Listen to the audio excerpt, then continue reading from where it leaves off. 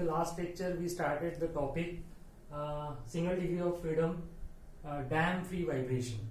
So there we have derived the equation of motion, and we have seen the probable solution of equation of motion, and we obtained the two roots of the probable solution, and those two roots were s1 comma 2 is equal to minus zeta omega n plus minus under root zeta square minus 1 into omega n. So these were the two roots. Okay. Similarly, we have seen the critical damping. So critical damping, it is given by CC. It is represented by CC, which is nothing but 2 under root km. Okay. Then similarly, we have seen the damping ratio. So damping ratio, and it is represented by zeta, which is nothing but ratio of C by Cc. Okay. So these things we have seen in the last lecture. Then we have taken the three cases depending upon the probable solution of the roots. Okay. So case number 1. Case 1. So when value of zeta is equal to 1.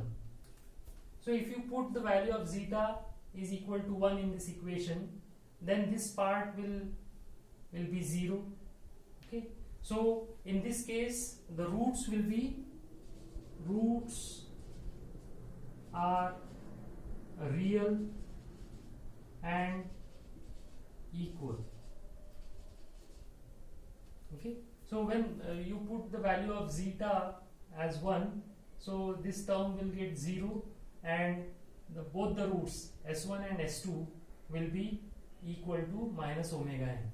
So if you put zeta equal to 1, so s1 equal to s2 equal to minus omega n, because the value of zeta is 1, and the probable solution or the response in this case x of t is calculated as c1 plus c2 into t e to the power st. Okay. So if you put the value of s as minus omega n, then this becomes c1 plus c2 into t e to the power minus omega n into t. So this is the response in case of zeta equal to 1. This is also called as critical damping. Critical damping. Okay. Now here you can see that this is displacement x of t. Displacement is a function of exponential. So this is exponential function, and here the exponential function is negative. So negative exponential function.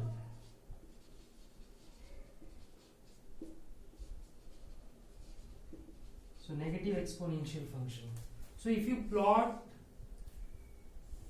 this equation with time versus displacement, so this is displacement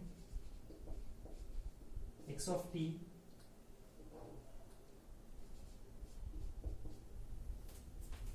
then this would look something like this. So this is the initial displacement given to the dam system x0. So here this is for zeta equal to 1. Okay. So this is the exponential curve, and since it is a negative exponential curve, positive exponential curve would look something like this. So this is a negative exponential curve. So here the displacement is decay very fast with respect to time. So this is case number 1. Now second is case 2, when zeta is greater than 1. So this is a case of overdamping.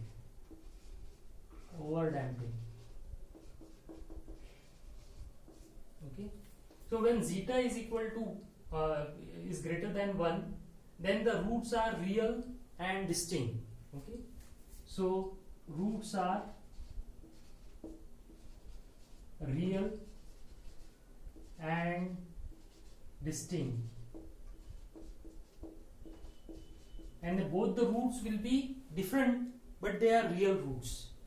So in this case S1 will be minus zeta omega n plus under root zeta square minus 1 omega n, and S2 will be minus zeta omega n minus under root zeta square minus 1 into omega n. So these are the two real roots and two are distinct, different. Okay, and the probable solution of real and distinct roots are given as C1 e to the power S1 into t plus C2 into e to the power S2 into t. So x of t is equal to C1 e to the power S1 is given by minus zeta omega n plus under root zeta square minus 1 omega n into t plus C2 e to the power minus zeta omega n minus under root zeta square minus 1 omega n into t. So this is the response in case of overdamping, and if you plot the curve, so here if I plot the curve for this expression, then it would look something like this.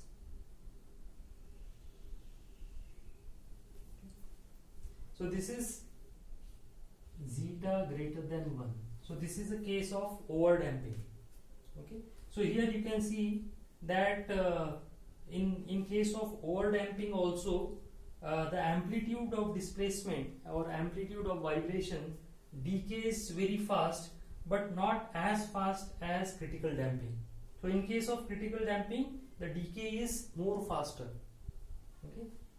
Then the third case that we have discussed was case 3, and that is of zeta less than 1.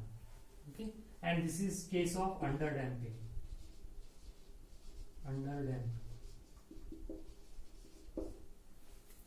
So overdamping in practical use, it is hardly been applied anywhere.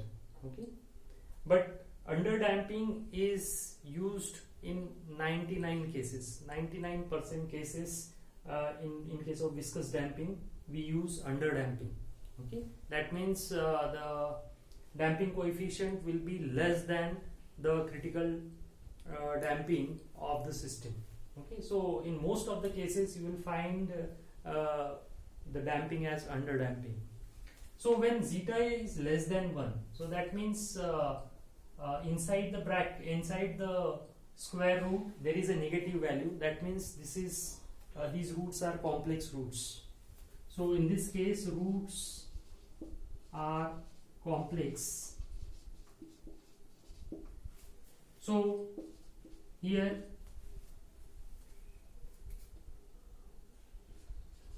zeta omega n plus I under root 1 minus zeta square omega n, and S2 is equal to minus zeta omega n minus I under root 1 minus zeta square omega n.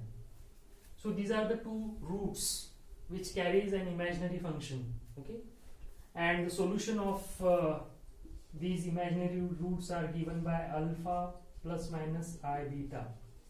Okay, So where alpha, so alpha part is the real part. So real part is given by minus zeta omega n, and beta part is one which is attached to the imaginary part. So in this case beta is under root 1 minus zeta square omega n. And the solution of underdamping is given by x of t is equal to e to the power alpha t in bracket c1 cos beta t plus c2 sin beta t. Okay, so e to the power alpha is minus zeta omega n in bracket c1 cos beta is given by under root 1 minus zeta square omega n into t plus c2 sin in bracket under root 1 minus zeta square omega n into t. So here you can see that the response of the system in case of underdamping is also exponential, and that to a negative exponential.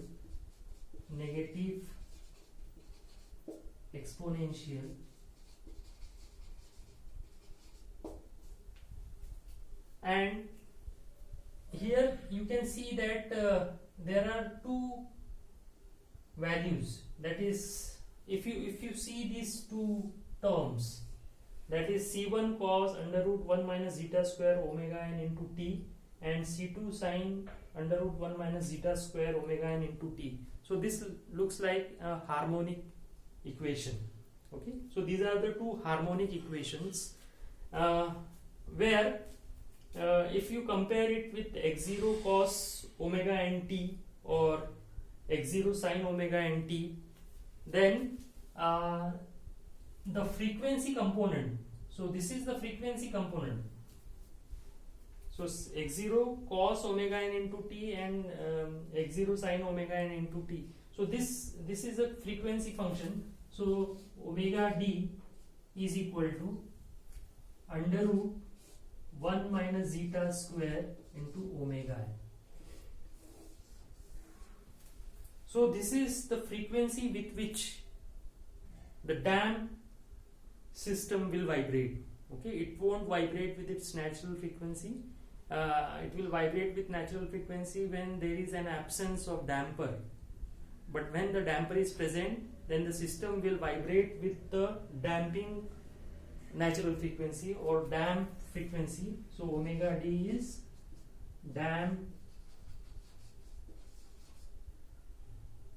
natural frequency or damp frequency. Okay, so this is the damp frequency which will be less than the natural frequency. Okay, and if you plot it, if you plot this function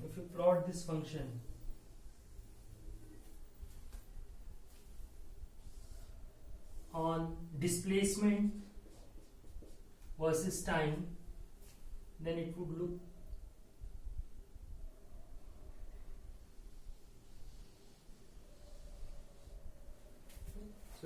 something like this.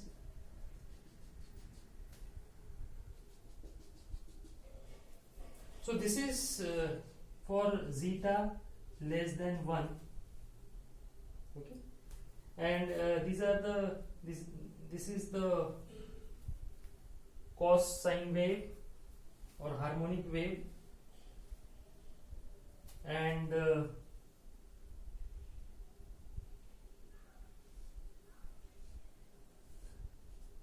this is the time period, and the frequency is 1 upon time period, which is nothing but under root 1 minus zeta square omega n.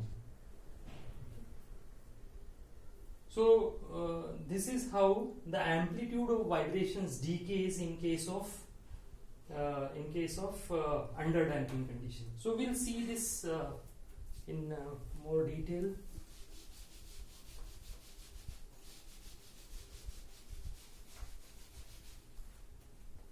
So under damped system,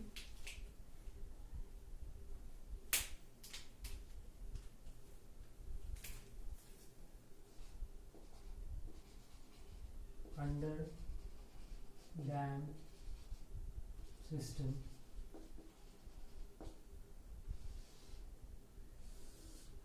this is time, this is displacement,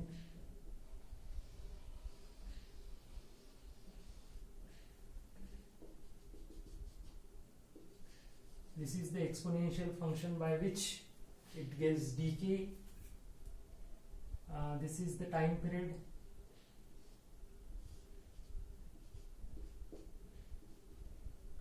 and the damping frequency is 1 upon time period, which is nothing but under root 1 minus zeta square omega n. Now here this is x1 amplitude, this is x2 amplitude, this is x3 amplitude, this is x4 amplitude. So x1 upon x2 is equal to x2 upon x3 is equal to x3 upon x4 is equal to xn upon xn plus 1 is equal to constant. So the ratio of the amplitudes on the one side of mean line is always constant, okay, and the logarithmic decrement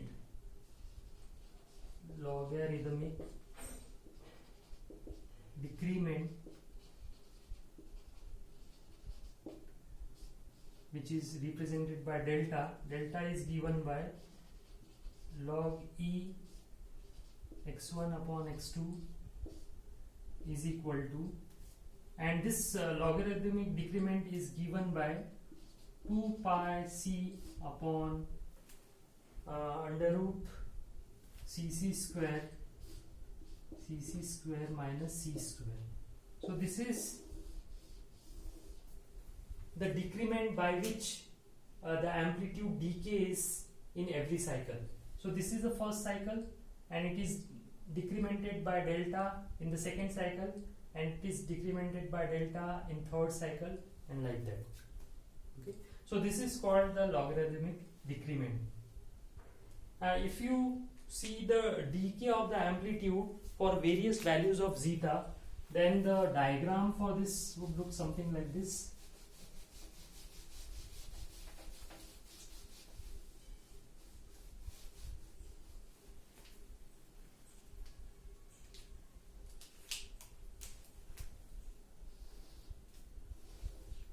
So this is time, this is displacement x of t. When zeta is equal to 0, so this is the initial displacement that we give to the mass, and when zeta is equal to 0, that means it is undamped free vibrations. In that case, the system will vibrate without decay in the amplitude. So this will remain constant. Okay, so this is for zeta equal to 0. So when zeta equal to 1, when zeta is equal to 1, that is for critical damping, then its amplitude is decayed very fast. So this is zeta equal to 1. When zeta is greater than 1, that means it is a case of overdamping. So this is for zeta greater than 1, and when zeta is less than 1, then